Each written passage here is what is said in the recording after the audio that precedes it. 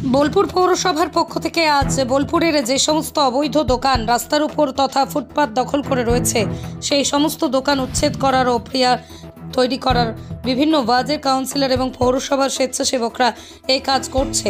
বোলপুর পৌরসভার chairman Parna Ghosh vice chairman নেতৃত্বে bulldozer নিয়ে অভিযান শুরু করলো বোলপুর পৌরসভা। দেখুন, আমরা তো সবসময়ের জন্যই চাই যে যানজট মুক্ত বোলপুর শহর হোক, মানুষ সুস্থভাবে যাওয়া আসা করুক। এখানে বিভিন্ন পর্যটকের আসা যাওয়া এটা আমরা সবসময়ের জন্যই চেয়েছি। এর আগেও আমরা অনেকবার চেষ্টা করেছি, আর এখন যেটা চলছে সেটা মাননীয় মুখ্যমন্ত্রী ম্যাডাম যেমন নির্দেশ দিয়েছেন সেই মতোই হচ্ছে।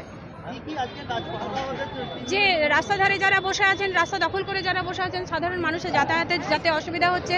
তারপর একটা জিনিস লক্ষ্য করে দেখবেন, গার্লস স্কুলে যখন সময়, হাই স্কুলে যখন সময়, তখন পেরোতে পারে না ছাত্রছাত্রীরা, এমন অবস্থা হয়। তো যাতে সেটা না হয় সেটাই করা।